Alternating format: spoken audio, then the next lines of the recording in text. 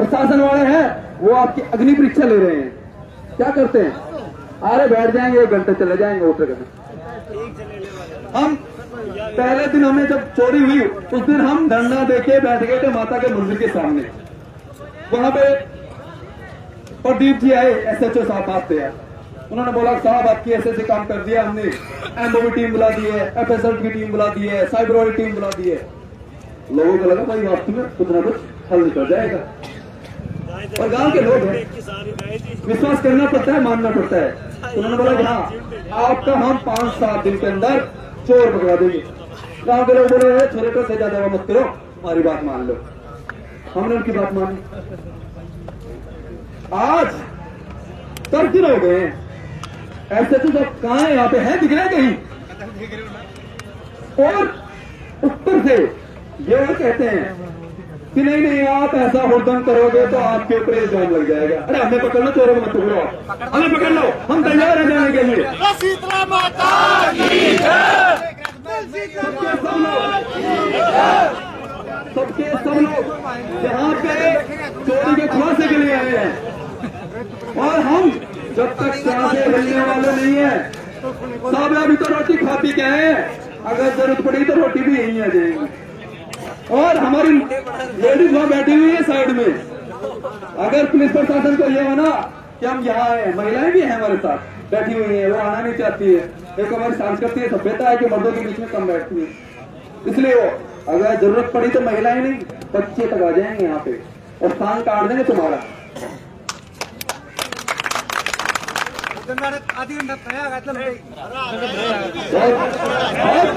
जोशीले हमारे साथ ही कुछ जोशीले हैं, उनका जोश जायज है, उनका गुस्सा जायज है।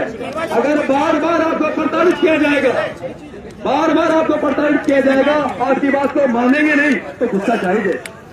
हम हमारे माँ बाप को तो सब चाहते होते हैं, लेकिन हम हमारे माँ बाप की बात नहीं मानते हैं तो माँ बाप गुस्सा जरूर करते हैं। गुस्सा नहीं 2-4 रैप्टे मार देते हैं।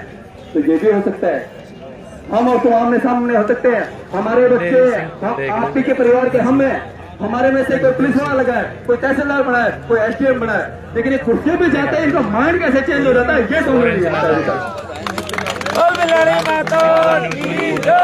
जब हम सोचते हैं कि यार अपने नजदीक का आदमी है ये SDM बन गया, लेकिन जब SDM के साथ पास जाते हैं ना वो तो फट्टे गिनाने ऐसे गिनाने लग जाता है, ये दारा ये है, ये दारा ये है, ऐसा तो हो ही नहीं सकता है। और जब वैसे बात करते हैं अरे तो मेरे गांव का है, ये मेरे पड़ोस का है, ये है ये है। भाई साहब सभी क्षेत्रवासी से तो मेरा यही निवेदन है कि आप शांति से बैठ जाओ, और अगर जरूरत पड़ी तो ये अगर ये सोचते हैं कि उग्र आंदोलन होना चाहिए तो हम उग्र आंदोलन के तो लिए आए तो है नहीं। अगर तुमने यही सोच रखा है कि हमें उग्र आंदोलन ही करना है तो वो भी कर देंगे, कोई दिक्कत नहीं है। अगर आप उसके लिए आप जिम्मेदार होंगे, प्रशासन की जिम्मेदारी होगी, क्योंकि हमारी भावनाओं की कदर नहीं होगी तो हम सड़कों पे आएंगे, रोडों पे आएंगे, कुछ ना कुछ तो करेंगे। जब हमारे सुरक्षित मकान नहीं है, हमारे मंदिर सुरक्षित नहीं है तो हमें लड़ना पड़ेगा।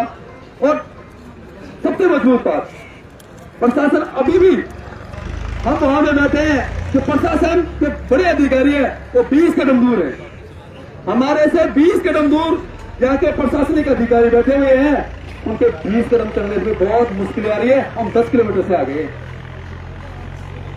ये सब पीड़ा की बात है। अभी बैठे हैं यहाँ पे और बैठे रहो आप मजबूती के साथ। जय हिंद, जय भारत। श्री राकेश को जी आपको संबोधित करेंगे। बोल पीर सिंहनाथ जी महाराज की जय। मैं पहले थोड़ा बहुत बोल लिया था, अब पुनः थोड़ा रह गया वो बोल देता हूँ। हमारे ओम प्रकाश जी बोल रहे थे कि ये 20 कदम क्यों नहीं चलते, 20 कदम क्यों नहीं चलते। सच्चाई बताऊं, इनके पीछे कोई न कोई तो बैठा ही है ना। मानते हैं इस बात को। और जब तक वो नहीं हिलेगा ना ये लोग कुर्सी से नहीं लेंगे। ये तो है सभ्यता की बात। मैं थोड़ा सा प्रशासन को एक निवेदन और कर दूं। पिछली बार हमारे गोरक्षक थे, पथरेडी से भी आए हुए थे, रात को 2:30 बजे तक एक जीप को पकड़ना था, मुखबिरी मिल गई थी। वो जीप वो जीप को किराए पर पुलिस के जरिए पकड़ लिया गया। वो जीप उसकी नहीं निकली, वो किसी बीएसएनएल टावर वाले की निकली।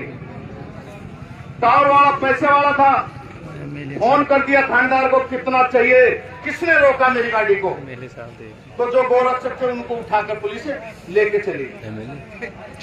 पुलिस बोलती है साहब ये 2:30 बजे सर्दी के अंदर ऐसा क्या मिलता है इनको जो ये यहाँ बैठते हैं। मैंने कहा साहब ये गोरक्षा जो है वो आदि पेट से पैदा होता है, संस्कार मिलते हैं उसको, गौ माता तेली क्या है, उसकी खातिर कुछ ही लोग अपनी जान हथेली पे धरकर रात को पहरा देते हैं। आप गोरक्षकों को अन्यथा मत समझिए, वरना ये तो क्रिमिनल है, ये तो चोर है। मैंने थानेदार को इस बात बोली थी कि कोई माँ का हाथ पकड़ ले, कोई राष्ट्र को कुरेद दे, और कोई पत्नी का हाथ पकड़ ले, कोई गौ माता का हाथ पकड़ ले, बेटे को कानून देखने की जरूरत नहीं है, जो हाथ में वो ठोक दे। उस दिन के बाद हमारे गोरक्षकों को पकड़ना तो बंद कर दिया। अब इनके पास में वहां से बातें आती हैं, इधर से गाड़ी नहीं भेजना, उधर से गाड़ी भेजना। जब गौ माता गई, आपके मंदिर गए और आपके पैसे और आपके जनधन जा रहे हैं, तो मैं ओम प्रकाश जी की बात को दोहरा देता हूं। दोस्तों, राजा भैया है वो यूपी में एमएलए, आपने सुना होगा, हाँ, कुंडा के पहले सांसद विधायक भी हैं, उनको कोट कर रहा हूं मैं। ऐसा समय आने वाला है, मेवात दूर नहीं है आपके पास, पहले बहुत ऊंचे ऊंचे पजामे वाले आते थे, यहां भी मस्जिद बनाएंगे, यहां भी बनाएंगे, और 5-5 जगह मस्जिदों के लिए उन्होंने वक्फ बोर्ड में जमीन भी क्रियान्वित करी, वहां जेसीबी लगाए, वहां उनके पत्थर हटाए, अल्लाहू अकबर ही चले चारों तरफ, जैसे बड़े गांव में हो गया ना, वही हालत यहां होने जा रही थी। मेरा निवेदन है और मैं साफ कह देना चाहता हूं लाइव आपको, आपके पास में कुत्ता भगाने का डंडा भी नहीं है। भविष्य आ रहा है 27-28 में, हथियार इकट्ठे कर लेना।